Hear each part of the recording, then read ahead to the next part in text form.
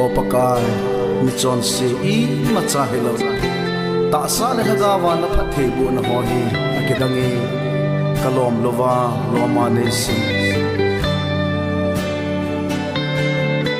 mai lu na khol te ka chang tai chon se gilo hi riêng rong leng ta sa le chagau lam vang bu na ka chan hoi hi lo nei chan sa hi ka in su ka vet song le I mai lo ka hin kho ka vet song le chon se ka hi a hin la hi bang lo ma nei ngai lut hi alam dangin o alo pi e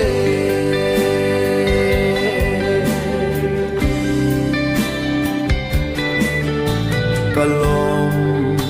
lova loma e sim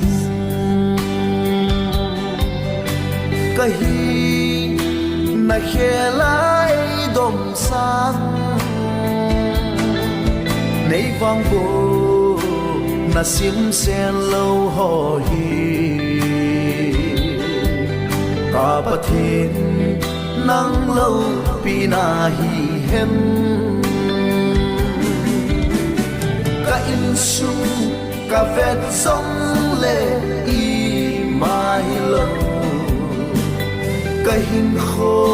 ka vet song le chon se ka hi a hin la hi bang lo ma nei ngai lut hi alam dangin o alo pi e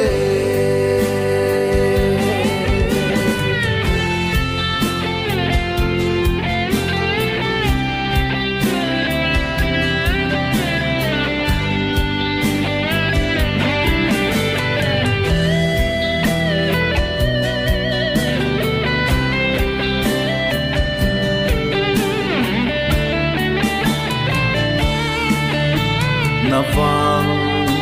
bu na ka chan ho hi khat ni thum tia sim hoi hi lo vang siết na miệt hi long ji ho chu kipana miệt hi in lo tan te su ka vet song le I mai lo ka hin kho